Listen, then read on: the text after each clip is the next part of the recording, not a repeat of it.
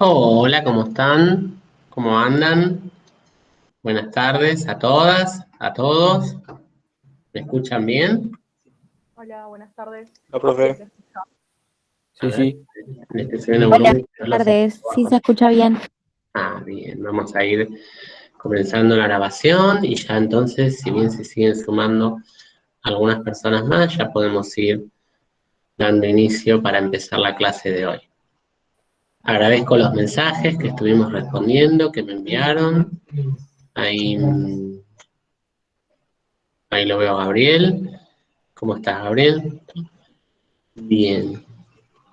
Y algunas pantallitas de a poco van, es como que van quedando acá congelados algunos, perdón si no llego a verlos a todas y a todos. Bien, vamos a empezar para la clase de hoy de lo que es objeto de los contratos, ¿sí? Que para quienes no sé si ya leyeron algo o no, para quienes todavía no se aproximaron al tema de objeto, lo que les sugiero es que nos tomamos 2 minutos nada más, mientras siguen ingresando el resto de la gente, de las personas, para leer del código de manera personal cada uno, de leer del código desde lo que es la parte del 1003 al 1011, que son muy poquitos artículos, que son los que vamos a tratar hoy.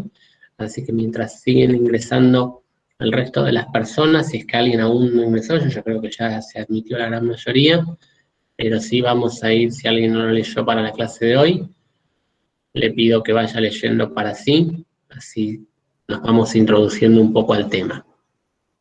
Mientras igualmente, en 2 minutos esperamos que siga entrando el resto de la gente y ya comenzamos. Yo creo que igualmente ya admití a todos y a todas. Bien. Bien, les pido que vayan leyendo el 1003, el 1004, que vamos a hablar precisamente en la clase del día de hoy.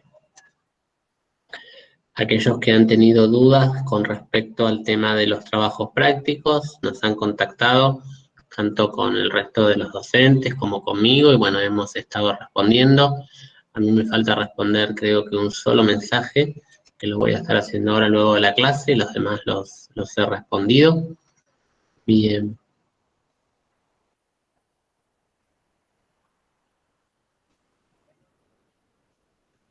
La idea es que sí, que tengamos dentro de lo posible y mientras funcionen los links, así ustedes ya tienen el de los martes y el de los viernes, ¿sí?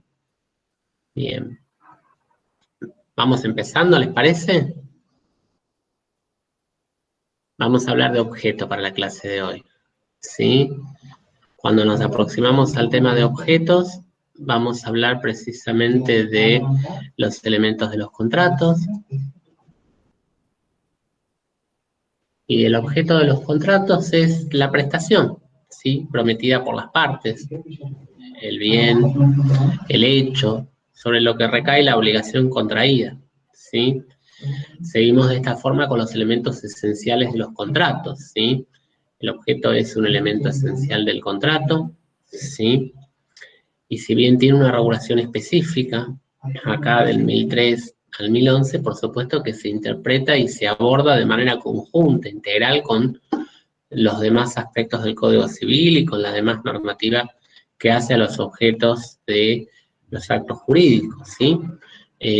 Por eso también tenemos que abarcar todo el código desde buena fe en adelante, ¿sí? Y como regla general, si empezamos a abarcar todo el código, lo que vamos a ver es que en principio toda prestación, la regla general es que toda prestación puede ser objeto del contrato y después se empiezan a establecer excepciones particulares. La regla es que no es que tiene que decir que esté permitido que sea objeto de los contratos, sino que a la inversa. La regla es que toda prestación puede ser objeto del contrato, después hay que ver en particular si esa prestación, en este caso en particular, no se encuentra expresamente prohibido para ser objeto de los contratos. Ahí sigo admitiendo gente. Bien, bienvenido a todos los que se van sumando, a todas las que se van sumando. Y esa es la regla general, ¿sí? En principio, toda prestación puede ser objeto de los contratos, salvo que esté expresamente prohibida por la legislación, ¿sí? Por el ordenamiento vigente. Bien, con lo cual, ustedes imaginarán ya algunos supuestos, ¿sí? De prestaciones que pueden ser objeto, prestaciones que no pueden ser objetos, ¿sí? Por ejemplo, no sé, cuando uno habla que como uno de los primeros características o requisitos, ¿sí? Vamos a ver, es precisamente que el objeto sea lícito, que sea posible, es decir, que sea posible físicamente y jurídicamente, ¿sí? Y acá tenemos algunos ya de los principales requisitos, que sea lícito, que sea posible, que sea determinado o determinable, que sea susceptible de valoración económica, ¿sí? Que corresponda a un interés de las partes. Entonces acá ya sabemos un poco los caracteres del objeto, ¿sí? Este contenido patrimonial, ¿sí? Esta valoración económica, que se trate de un objeto determinado o determinable y que sea posible y lícito, ¿sí? Como los caracteres que hacen al objeto en sí como elemento esencial de los contratos. Esto no presenta mayores dificultades, lo que sí va a depender de cada caso en particular este análisis. Quiere decir que sea lícito, que sea posible y que vamos a tener que ver en cada caso en particular, ¿sí?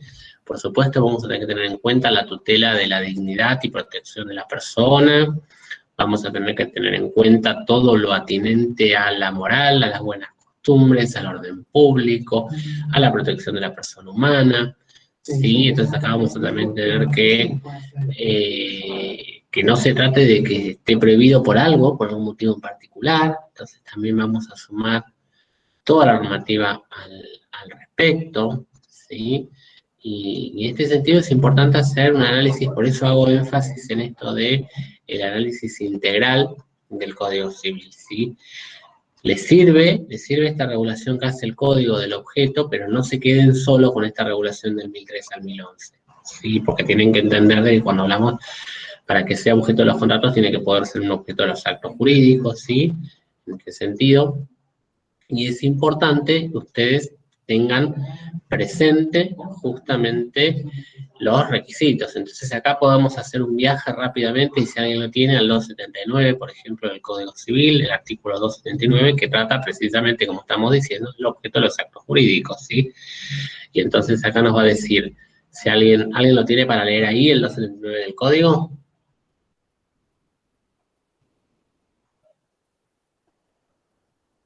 Sí, yo lo puedo leer si querés. Gracias, te agradezco. Aguardame que lo busco un minuto. Perfecto. Objeto. El objeto del acto jurídico no debe ser un hecho imposible o prohibido por la ley, contrario a la moral, a las buenas costumbres, al orden público o lesivo de los derechos ajenos o de la dignidad humana. Tampoco puede ser un bien que por un motivo especial se haya prohibido que lo sea. Bien, y leemos el que sigue también en los 80, por favor. Dale, convalidación. El acto jurídico sujeto a plazo o condición suspensiva es válido aunque el objeto haya sido inicialmente imposible, si diviene posible antes del vencimiento del plazo o del cumplimiento de la condición.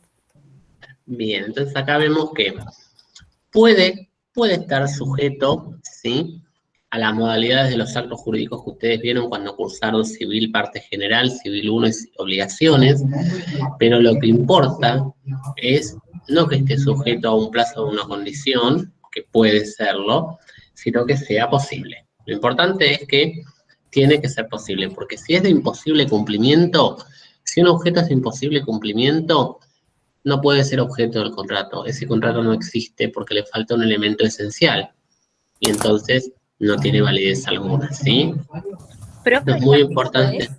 Perdón, que te interrumpí. No, adelante, por favor, para eso. 279 y 280 del Código Civil. Genial, muchas Entonces, gracias. después, cuando lean del 1003 al 1011, súmenle la parte de objeto de acto jurídico, todo lo de objeto de acto jurídico, pero como para empezar, por lo menos el 279 y el 280, ¿sí?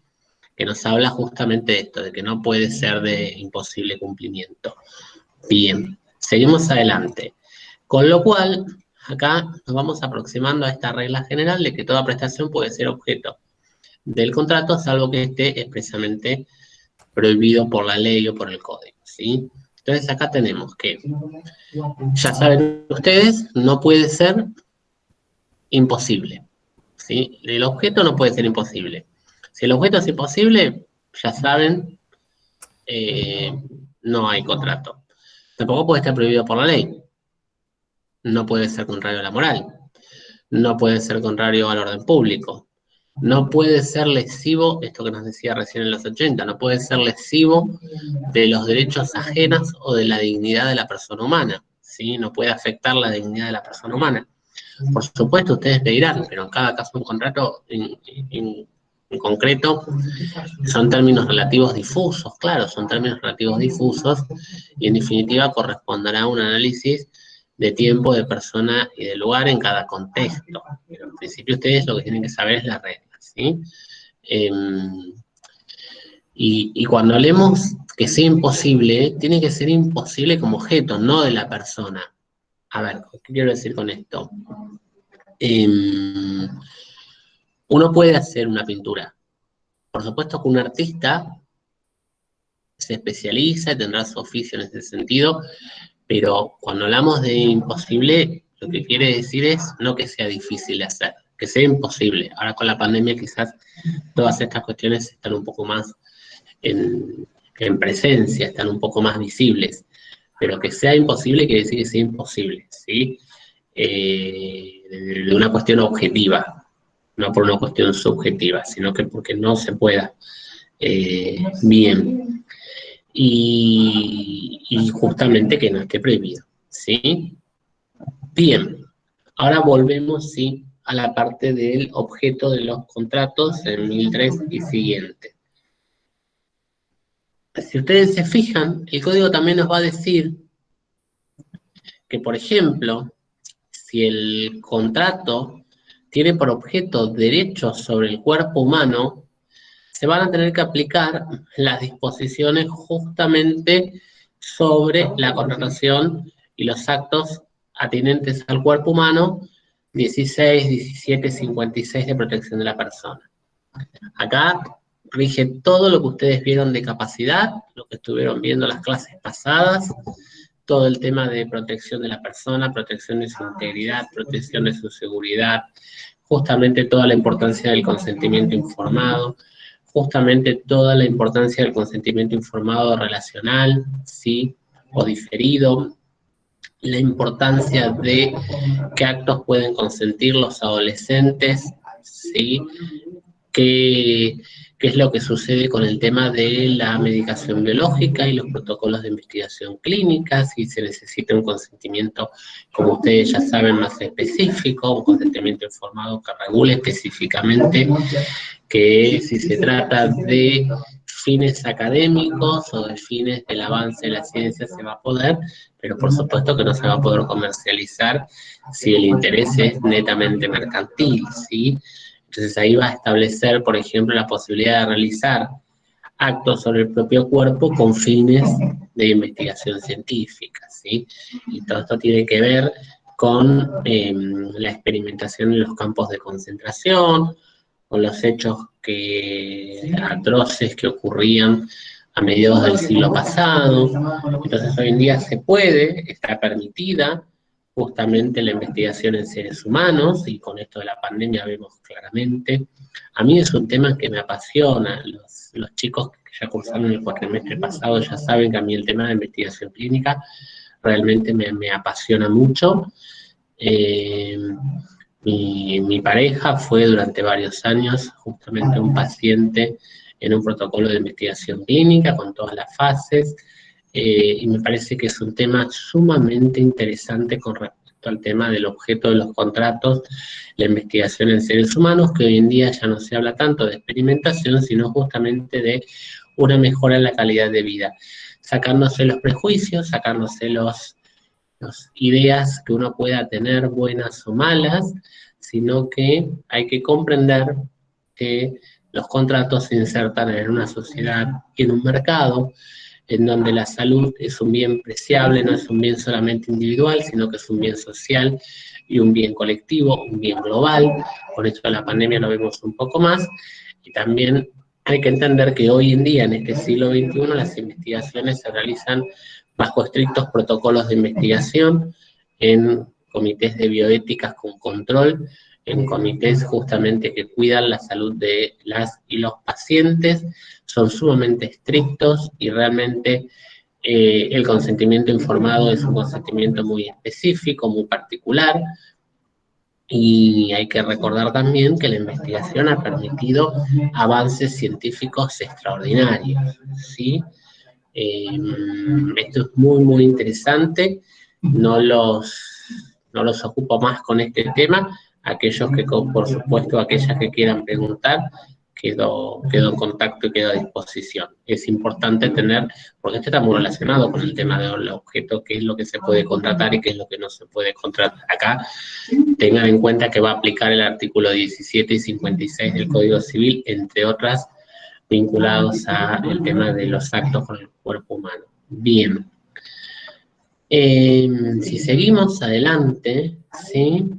Vamos a ver que en esta línea que estamos diciendo de que toda prestación puede ser objeto de los contratos, a menos que se encuentre alguna prohibición expresamente de manera así regulada, vamos a ver que el objeto puede ser determinado o determinable. ¿Qué quiere decir esto? No necesariamente el objeto tiene que estar determinado, pero para que sea un objeto válido, lo que tiene que sí ser es determinable, ¿sí? Que pueda ser individualizado. Nos va a decir el código que el objeto puede ser determinado o determinable. Y en algunas situaciones quizás no se pueda determinar el objeto al momento de contratar, y eso nada va a afectar al contrato en tanto en cuanto se trate de la posibilidad de determinarlo a futuro, ya sea por las propias partes, ya sea por un tercero, ¿sí? Esto es importante porque hace directamente al requisito de validez como elemento esencial, ¿sí? Si nos fijamos, el objeto es determinado cuando se precisa su especie o su género, por ejemplo, ¿sí? Aunque no esté especificado la cantidad, pero va a poder ser determinada en algún momento. Esto lo regula expresamente el código. La verdad es que acá no presenta mayores dificultades porque el código trata toda esta cuestión de el objeto determinable de los contratos, ¿sí? Presten atención a esto de los objetos determinables, ¿sí? Lo importante es que pueda ser determinable, ¿bien? ¿Y cuándo el objeto es determinable? Justamente cuando se establecen los criterios suficientes, nos va a decir la doctrina, para su individualización, ¿sí? Y cuando se establecen los criterios suficientes para su determinación, ¿sí? Entonces, no es requisito esencial que sea determinado en el momento en que se está, por ejemplo, contratando, pero sí que se establezcan los criterios suficientes para su individualización y su determinación, lo que lo va a constituir en un objeto determinado, ¿sí? Bien. El objeto también tiene que ser, entre otros requisitos, posible, ¿sí? Entonces, nadie va a poder ser obligado, ¿sí?, a hacer algo imposible, porque no va a ser válido ese contrato. Ahora, esta imposibilidad no puede ser relativa, no puede ser circunstancial, tiene que ser una imposibilidad absoluta, ¿sí? Para que uno pueda hablar realmente de una imposibilidad, ¿sí? Por ejemplo, un caso que van a encontrar mucho en la mayoría de los libros es el tema de ¿y qué pasa si prometí una cosa que no existe? Y bueno, si se prometió una cosa que no existe, es imposible, porque la cosa no existe, ¿sí? Entonces no se va a producir ningún efecto, ¿sí? Otro de los requisitos es la licitud, ¿sí? Que sea posible fácticamente, o sea, físicamente y jurídicamente, la licitud del objeto, ¿sí? El objeto debe estar conforme al orden público, ¿sí? No puede ser contrario a la ley, ¿sí? Por ende, no puede haber obligaciones contrarias al ordenamiento vigente, ¿sí? Y esto es muy, muy importante, ¿sí? Porque no tiene que estar prohibido por la ley. Acá hay un ejemplo. ¿Qué ¿Qué ejemplos se les ocurren a ustedes, por ejemplo, de contratos que el objeto esté prohibido por la ley de realizar? ¿A alguien se le ocurre algún ejemplo?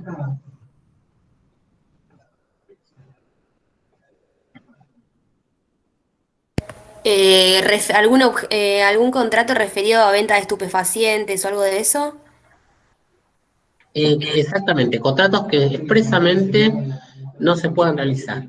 ¿Qué más? ¿Qué otros ejemplos se les ocurren? Comprometerse por una suma de dineros en dólares puede ser una que sea superior, por ejemplo. No, eso a ver, ahí hay un tema con respecto al tema del dólar por la moneda extranjera y también hay cuestiones de indexación, pero en principio uno puede comprar una deuda en dólares, claro que sí. Y no solamente Claro, puede comprar una deuda en dólares. pero Lo que si pasa es es, superior al límite y en ese momento yo no puedo cumplir porque no puedo extraer la cantidad que adeudo en la moneda establecida. bien, ahí me gusta mucho el ejemplo, pero ahí es que una persona en particular no puede cumplir o que por alguna disposición general, No, claro, por porque hay, las disposiciones de nación que no se puede sacar más de $200 y adeuda $1.000 en moneda. claro, igualmente tengamos presente que la disposición de $200 es para ahorro, ¿sí? Uno no puede para ahorro, pero si uno tiene que cumplir una obligación, bueno, el cumplimiento de las obligaciones habrá que justificarlo.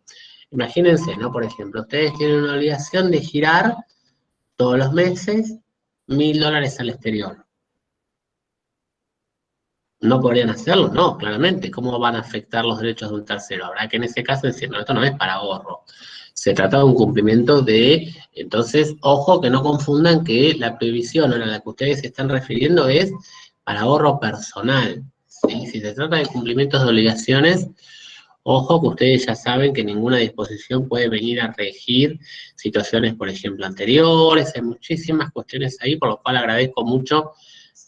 Perdón que no vi quién habló, no sé quién sumó el ejemplo, muy interesante, muy positivo. Eh, es muy interesante esto, ¿sí? Pero esas cuestiones tienen que ver con disposiciones un poco más particulares con respecto a ciertas circunstancias y también puede ser que haya operaciones, por ejemplo, que no se puedan realizar en moneda extranjera o que no se puedan realizar en dólares, independientemente de si hay alguna restricción para adquirir dólares o no, ¿sí? Vamos a ver que hay ciertas operaciones. eh, los inmuebles, por ejemplo, ¿cómo se compran? Fíjense, ahí es muy interesante la situación. Los Acá hay inmuebles se pueden ejemplos. comprar en moneda nacional.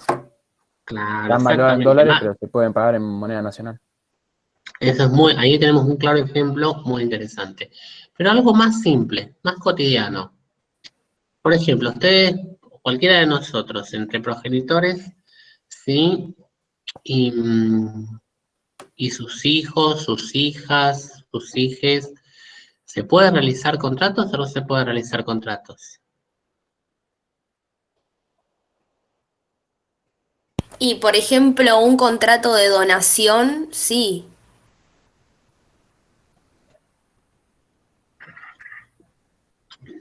Vamos a ver que la donación, es muy importante el ejemplo, la donación es un contrato muy particular y eso es un ejemplo muy específico, pero en principio, como regla general, los padres, los progenitores, las madres, ¿pueden los progenitores realizar contratos con sus hijos menores de edad, a los cuales tienen la representación? ¿Ustedes qué les Se parece? supone que no. En realidad, más que se suponer, se prohíbe que no, ¿sí? Eh, porque justamente puede haber conflicto de interés y porque se trata de un supuesto expresamente regulado en el Código Civil, ¿sí? En donde claramente vamos a tener una situación muy concreta. Acá tengan en cuenta todo lo que ustedes estuvieron viendo de capacidad con respecto a qué es lo que pasa con los bienes en los cuales intervienen los funcionarios públicos, los abogados, los mediadores, ¿sí? es muy importante. No sé, creo que todos lo tienen en cuenta de qué hablamos cuando hablamos, por ejemplo, de mediación, que es una instancia de resolución de conflictos para poder eventualmente abrir un canal de comunicación.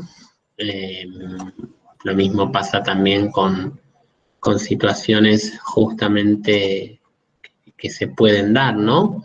Entre lo que hace a distintos, cuando uno asume, por ejemplo, la representación legal, que tiene que ver con el ejercicio de la profesión, ¿sí? El abogado o la abogada tiene alguna limitación al respecto en ese sentido, que expresamente se le prohíba, por ejemplo, que no se puedan celebrar determinados tipos de contratos. Y claro, nosotros tenemos que tener especial cuidado con los bienes en los cuales intervenimos, ¿sí? Si intervenimos en la división de un bien, si intervenimos en los bienes de nuestros clientes, todo eso está expresamente contemplado en el código y en las leyes de ejercicio de la profesión, ¿sí? Bien, con lo cual, en este sentido es bastante importante.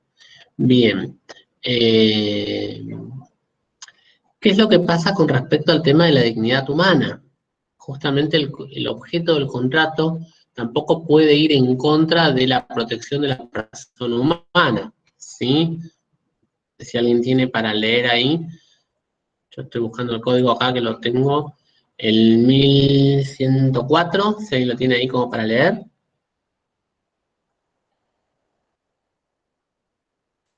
Yo lo tengo. Objetos prohibidos. No pueden ser objeto de los contratos los hechos que son imposibles o están prohibidos por las leyes.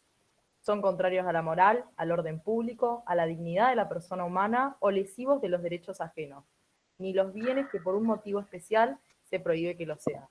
Cuando tengan por objeto derechos del cuerpo humano, se aplican los artículos 17 y 56. Bien, gracias. Y acá, si nos vamos un poquito más arriba, y nos vamos al 1002, que ustedes lo tienen presente cuando hablamos de capacidad en estas primeras clases, ahí justamente también tenemos esto que estábamos hablando recién, ¿sí? De ciertas inhabilidades para contratar de manera particular, de manera especial, ¿sí? Los abogados, las abogadas no podemos contratar respecto a los bienes en los cuales intervenimos de nuestros clientes, ¿sí? Los cónyuges tampoco pueden contratar si tienen un régimen de comunidad entre sí, los funcionarios públicos, ¿sí? Conciliadores, mediadores, ¿sí? Bien, seguimos adelante. Esto para que ustedes después cuando vean, tengan como apuntado unos 2 o 3 ejemplos por si alguien les pregunta, ¿sí? Que quedan entonces prohibidos todos los actos, los contratos que tengan como objeto derechos personalísimos, la vida, la integridad física, la honra, que afecten la dignidad, ¿sí? Por ejemplo, si estamos haciendo un contrato para prestar servicios denigrantes, eso no sería válido, ¿sí? Si se tiene en cuenta que estemos contratando sobre el cuerpo humano, bueno, vamos a tener que remitirnos específicamente al tema de cuándo se puede contratar con el cuerpo humano, nunca con fines comerciales, ¿sí? Quizás si se trata de un fin académico, un fin de investigación, cumpliendo los requisitos se podrá, pero cumpliendo estrictamente los requisitos de protección de la persona humana y sobre todo de su inviolabilidad de la persona humana, como va a regular el código en el 17 y en el 56, ¿sí? El objeto de los contratos no puede ser un hecho que sea contrario a las buenas costumbres, ¿sí? Contrario a la moral, ¿sí? En este sentido es muy importante todo lo que va a regular el código al respecto, ¿sí? Por supuesto que también la moral y las buenas costumbres son conceptos relativos, que podríamos hablar difusos, sujetos a interpretación, ¿sí? Pero es importante que, ojo, si se vulnera la moral y las buenas costumbres, porque, ¿qué es lo que pasa? Ustedes ya saben, si el objeto vulnera las buenas costumbres y la moral, va a ser nulo. La nulidad priva al acto de sus efectos normales, ¿sí? Esto, acuérdense, cuando vieron nulidad de civil parte general y de obligaciones, ¿sí? El efecto de la nulidad es justamente privar de lo que se quiso al momento de contratar y de llevar adelante precisamente ese acto, ¿sí? Tiene que ver como una regla general en donde se va a establecer justamente que los actos o los contratos que afecten el orden público, la moral, las buenas costumbres, justamente se van a tener por inexistentes, ¿sí? Vamos a ver situaciones en particulares, ¿sí? Bien. Ahora, también vamos a ver que el objeto va a tener que tener un interés económico, ¿sí? Tiene que ser susceptible de valoración económica. Y esto es muy importante porque acá el código va a tomar y va a seguir la línea de Vélez del código anterior, ¿sí? El contenido patrimonial del contrato, ¿sí? Cuando hace al objeto que tiene que contar con un contenido económico, una valoración susceptible de ser justamente pecuniable, ¿sí? Bien, acá el código mantiene la misma idea, expresada quizás con mayor claridad, van a decir algunos en la doctrina, ¿sí? Al establecer que el objeto debe ser susceptible de valoración económica y corresponder a un interés de las partes, ¿sí? Aun cuando este no sea patrimonial. Puede ser que el interés no sea patrimonial, pero el objeto del contrato sí va a tener que ser susceptible de valoración económica, lo dice expresamente el 1003 del código, ¿sí? Bien. ¿Qué pasa con los bienes futuros? ¿Ustedes qué les parece con respecto al tema de los bienes futuros? ¿Se puede contratar sobre bienes futuros? ¿O solo puedo contratar sobre bienes presentes? ¿Qué les parece? Creo que esto lo habíamos visto en una de las clases anteriores, que sí, se puede contratar, habíamos visto creo que un ejemplo del caso de compra futura. Sí. Sí. ¿Y qué se acuerdan al respecto? Pueden ser objetos, ¿sí? No solo los bienes presentes pueden ser objeto de los contratos, también pueden ser los bienes futuros. Pero hay una condición. Esta promesa, ¿sí?, de transmisión de los bienes futuros está sujeta a algo. ¿Ustedes qué les parece que tiene que pasar? En algún momento el bien tiene que existir. A la adquisición de ese derecho. Puede no existir al momento de la contratación, pero hay un requisito que esta promesa de transmisión y esta promesa de contrato está supeditada a una condición, la existencia. ¿Sí? Puede ser futuro, pero es futuro porque en algún momento va a existir. Ahora bien, ustedes me podrán decir, ¿y yo puedo llegar a contratar sobre un bien futuro con la posibilidad de que nunca exista? Sí, claramente, los contratos aleatorios. ¿Sí? Entonces la ley va a contemplar expresamente dos supuestos, ¿sí? Si se contrata sobre una cosa que no existe, pero que se espera, se anhela, se tiene en mira de que en algún momento va a existir, ¿sí? Como por ejemplo la compraventa de la cosecha, lo que se llama la compraventa de cosecha futura, pregunta compleja de examen en más de una de las veces, se puede contratar o no se puede contratar, ¿sí? En donde vamos a ver claramente que si se contrata sobre una cosa que no existe, pero que se espera que exista, eso realmente es un bien futuro y puede llevarse a cabo, puede realizarse un contrato sobre eso, porque está supeditado a que exista, ¿sí? Ahora bien, si más tarde el bien no llega a existir, ¿sí? El contrato, ¿qué es lo que a ustedes les parece que va a pasar? Va a ser nulo, porque uno está contratando sobre un bien futuro, ¿sí? Pero esperando que ese bien en algún momento sea existente, tenga existencia, ¿sí? Ahora, distinto es el caso si se contrata sobre una cosa, ¿sí?, que todavía no existe, asumiendo el alia, ¿sí? Esto es lo que se llama la aleatoriedad, asumiendo ¿sí? Precisamente la eventual posibilidad, el riesgo, van a ver ustedes, van a leer, de que no llegue a existir nunca, ¿sí? Porque entonces en ese caso el contrato va a tener un carácter aleatorio y va a ser válido que la cosa no llegue a existir, pero porque se está expresamente contemplando inclusive la aleatoriedad de que no se llegue a existir. Distinto es el caso de cuando uno contrata sobre una cosa futura esperando que en algún momento esa cosa futura sea existente. Leemos el 1007, si alguien lo tiene a mano, por favor. Sí, yo, El 1007. si querés, lo leo. Gracias. Bienes existentes y futuros. Los bienes futuros pueden ser objeto de los contratos. La promesa de transmitirlos está subordinada a la condición de que lleguen a existir, excepto que se trate de contratos aleatorios. Bien. Acá lo que estábamos precisamente diciendo, ¿sí? Estos son los dos supuestos. Si a ustedes les preguntan a futuro en el examen, la idea cuando comprenden el tema de objeto de los contratos, sobre el tema de bienes futuros, es importante que tengan en cuenta los dos supuestos, ¿sí? Que puede ser que se contrate sobre una cosa futura que todavía no existe, pero que la transmisión está supeditada a la existencia. Y, si no, que se trate de un contrato aleatorio, en donde también se asuma el riesgo, el alia, de que pueda no llegar a existir, ¿sí? ¿Me siguen hasta acá? Sí, se entiende. ¿Qué les parece a ustedes con los bienes que están en litigio? ¿Sí?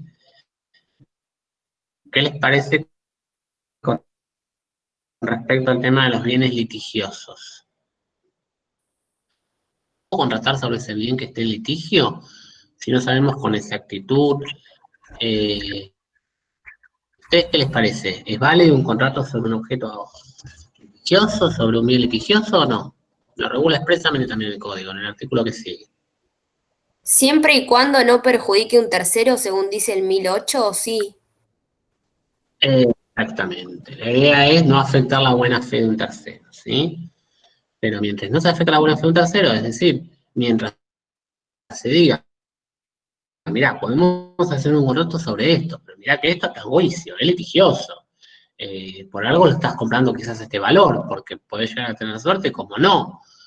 Entonces, en tanto en cuanto no se afecte la buena fe de un tercero y el tercero tenga conocimiento de que está contratando sobre un objeto litigioso, que el bien está en litigio, no hay ningún inconveniente. Lo que no se puede es afectar su buena fe, ¿sí? Porque entonces ahí sí podríamos tener un inconveniente. Pero mientras se informe y no se vulnere la buena fe del tercero, tranquilamente no es un impedimento, digamos, para el objeto del contrato, ¿sí? Profe, ¿y un ejemplo de un contrato litigioso que no afecte a la buena fe de un tercero que podría ser? Nosotros ya los vamos a ver después cuando veamos la parte, por ejemplo, de contratos en particular, a la parte especial. Vamos a ver muchísimas cuestiones litigiosas en materia de lo que hace a los bienes en una sucesión, por ejemplo, en diferentes procedidos, con el tema de la venta por tracto abreviado. Eso lo vamos a ver, no se preocupen ahora, lo vamos a ver de manera particular, pero por ejemplo, si alguien tiene algún problema y realiza algún acuerdo extrajudicial, alguna transacción, vamos a ver después nosotros en particular qué es la transacción, pero la transacción justamente, como ustedes saben, es una forma de extinguir obligaciones sin reconocer hechos ni derechos, pero en muchos casos, sobre situaciones que están en litigio o que van a estar en litigio, con las cuales no se sabe con exactitud si había que cumplir determinado contrato, si había que cumplir determinado contrato, bueno, sin reconocer ningún derecho, ningún bien, pero nosotros nos ponemos de acuerdo en esto. Te voy a dar tal cosa y a cambio vos me vas a dar tal cosa. Esa es una transacción, un acuerdo transaccional. Un acuerdo extrajudicial, por ejemplo, o un acuerdo judicial tranquilamente podría llegar a ser. Nosotros lo vamos a ver después cuando veamos de manera particular los contratos de la parte especial. Pero eso claramente muchas veces es cuando uno está contratando sobre bienes litigiosos. Bueno, no sabemos bien en qué proporción está, pero hacemos esto. hacemos una venta, hacemos una locación, y todos estamos de acuerdo en esos términos, ¿sí? Por supuesto que impacta mucho en las ganancias, en las ventajas y en las desventajas, ¿sí? Y a veces hasta es económico hacerlo, porque uno de cierta forma también está contratando, está moviendo la economía, por así decirlo, está generando y llevando adelante un programa de conductas con contenido económico sobre un bien que no se sabe con certeza. Quizás si una persona tiene una propiedad del 10%, del 11%, del 12%, ¿me siguen? Pero mientras tanto, bueno, igualmente hacen un contrato dejando esta situación que en algún momento se va a resolver, claramente. Pero en principio no es un impedimento para poder llevar adelante operaciones contractuales sobre eso, ¿sí? Genial, profe. Bien, ¿me siguen hasta acá? De cuestiones de sucesiones, de bienes inmuebles, incluso de bienes muebles, hay un montón de ejemplos y más adelante les va a parecer inclusive mucho más cercano de lo que ustedes se imaginan, ¿sí?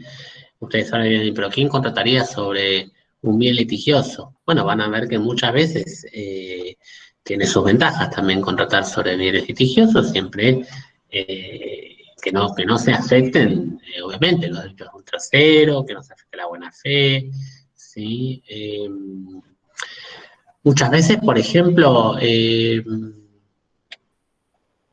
no sé si alguien compró algún auto, por ejemplo, con plan de ahorro, pero en los planes de ahorro muchas veces suele haber prendas, la mayoría de hecho, la mayoría de las veces hay una prenda, y después por algún motivo u otro que no se puede pagar, o porque se quiere hacer el plan, o porque se quiere mejorar la unidad y comprar un vehículo mejor, y en definitiva están haciendo contratos sobre bienes litigiosos o bienes que pueden llegar a estar sujetos a algún gravamen o alguna medida cautelar, ¿sí? Y es un ejemplo muy cotidiano y muy común, ¿sí? Bien. Pueden contratar también sobre bienes ajenos. ¿Qué les parece?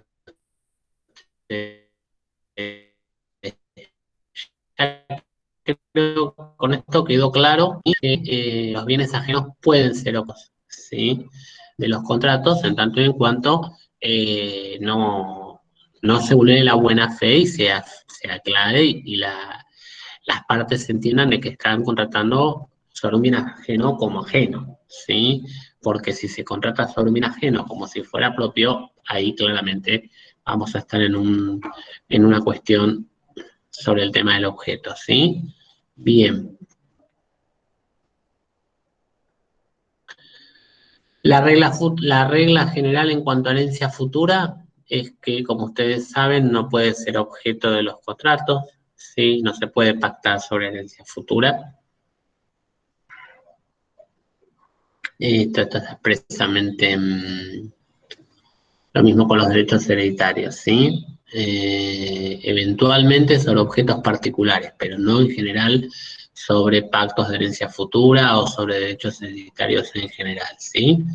Si alguien tiene el código a mano, va a ver que el código expresamente esto lo va a regular con respecto en el 1010, cuando hable de herencia futura, ¿qué va a decir?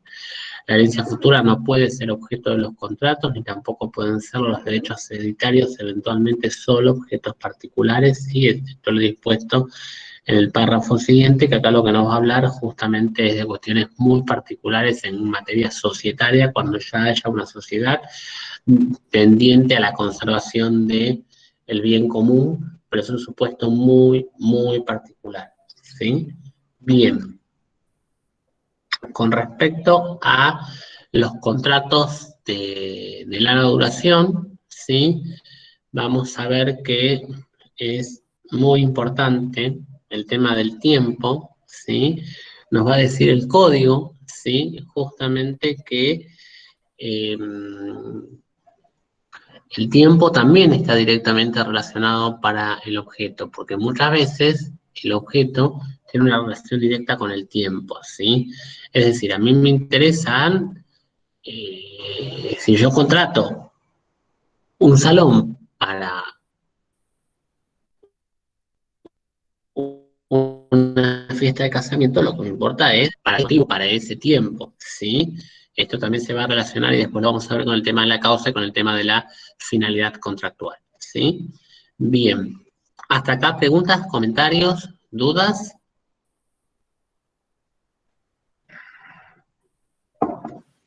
Es A mí importante no que me quedó muy usted... claro Sí, adelante. la cuestión sobre contrastar sobre bienes ajenos y por qué no sobre un bien ajeno que es de herencia, digamos, supongamos una casa o lo que sea.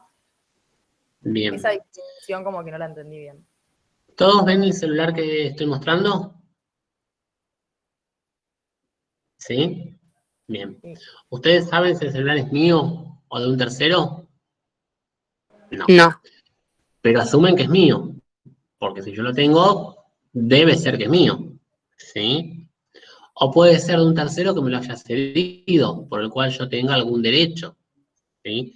Pero ustedes no saben. Si yo ahora digo, miren, les voy a alquilar este celular. Perfecto, muy bien. Ahora que estamos en pandemia, que realmente la conexión a internet a veces se afecte, que todos los alumnos, las alumnas y los profes estamos esperando que haya internet como tenemos que tener la clase, que no se vaya a cortar o que el internet no sea malo. La verdad es que no viene mal tener un en donde lo pueda ya alquilar, ¿sí? Durante 1 hora, durante 2 horas, por ejemplo, los sábados a la mañana o los viernes a la tarde para la clase de contrato, ¿sí? Entonces, yo les hago una oferta y les digo, miren, ¿saben qué? Vamos a ofrecer este celular, ¿sí? Con conexión de datos, en donde ustedes tranquilamente pueden contratar el alquiler de este celular los días viernes, en tal horario, tal horario. Y vamos a coordinar el punto de entrega, vamos a coordinar la cantidad de datos que tiene que tener y demás cuestiones. Ahora, yo me olvido un pequeño detalle, ¿sí? Y me olvido decirles si el celular es mío o no. Nunca se los dije. Entonces ustedes contratan de buena fe y de golpe se enteran que después se cae el internet, por ejemplo, imaginemos para esa clase, y una compañera dice, no, pero ese celular, no, vos no podés haber alquilado ese celular, porque ese celular es mío. No, ¿cómo es tuyo? No puede ser tuyo, yo lo alquilé. ¿Pero a quién se lo alquilaste? No, sí, se lo alquilé porque la verdad es que Martín me alquiló el celular. Y bueno, y ahí empiezan a aparecer las circunstancias un poco conflictivas. ¿Por qué? Porque uno puede alquilar un celular de un tercero, pero tiene que decir que es un celular de un tercero, ¿sí? Porque el que está contratando tiene que saber que está contratando sobre un bien ajeno. Si se oculta esta condición, se está afectando el objeto. Porque hay afectación de un tercero. Puede venir el propietario del celular y decir, ¿y por qué estás alquilando mi celular? Y inclusive ahí se van a ver afectados distintas circunstancias, porque va a querer ir a decirle al tercero, devolver mi celular. Y el tercero le va a decir, pero yo lo alquilé de buena fe. Entonces esto es muy importante, que la persona que está contratando sobre un bien ajeno sepa, porque cuando la persona sabe que está contratando sobre un bien ajeno, el objeto se puede realizar porque de cierta forma está asumiendo el riesgo de que está contratando sobre un bien ajeno, ¿sí? Si alguien contrata sobre un bien ajeno como propio, ahí podemos llegar a estar con un problema en cuanto al objeto del contrato, porque vamos a tener un vicio, ¿sí? Vamos a tener un efecto, ¿sí? Y claramente, el que no sabe y el que contrata de buena fe, nunca después se le va a poder interponer, ¿sí?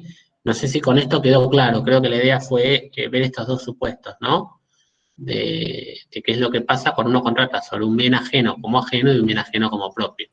Cuando estás sobre un bien ajeno como ajeno, la otra persona en definitiva del contrato está asumiendo el riesgo, ¿sí? Bien. ¿Alguna otra pregunta? ¿Dudo? Sí, claro que uno puede tener, acá veo una pregunta de Rubén, claro, uno puede tener en lo que es depende del tipo de contrato que realice, pero en principio no hay inconveniente con el tema de tener ganancias o de realizar operaciones sobre un bien que le sea ajeno, en tanto y en cuanto no se afecte la buena fe, ¿sí? Bien, bueno, el usufructo es un caso particular, sí, estamos más en derecho real, no nos olvidemos que acá estamos en contratos, usufructo es derecho real, pero el tema de usufructo ustedes lo van a ver, no sé si ya cursaron reales, si no, cuando cursen reales lo van a ver, pero porque los contratos siempre tienen que ver las relaciones entre las personas, ¿sí? Relaciones personales, ¿sí? Distinto es las relaciones con las cosas, ¿sí? Pero no, por lo menos en ese problema, así en la generalidad, digamos, no hay problema con el tema de ganancias. Después hay que ver en cada caso en particular. Puede ser que en algún caso en particular pueda no haber ganancias sobre un bien ajeno. Cuando ustedes, por ejemplo, contratan una casa para vivienda, puede ser que en la cláusula le pongan que esa vivienda no se puede subalquilar. Por ejemplo, si digo que si ustedes contratan un departamento de 3 habitaciones, no pueden subalquilar una habitación, ¿sí? Entonces ahí hay un caso muy claro en donde ustedes no pueden obtener una ganancia de un bien ajeno, pero porque está expresamente también acordado o en el medio de alguna disposición legal o en alguna disposición particular de alguna cláusula contractual que ustedes hayan acordado, ¿sí? Bien.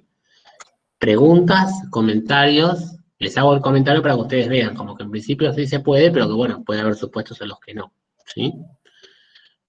¿Comentarios? ¿Dudas? ¿No? No, profe. Bueno, espero que haya sido útil para ustedes el tema del objeto como un elemento, acuérdense que es un elemento esencial entonces de los contratos, con todas estas reglamentaciones que hace el Código Civil. Cualquier duda que tengan, cualquier pregunta, ustedes están en contacto con los chicos,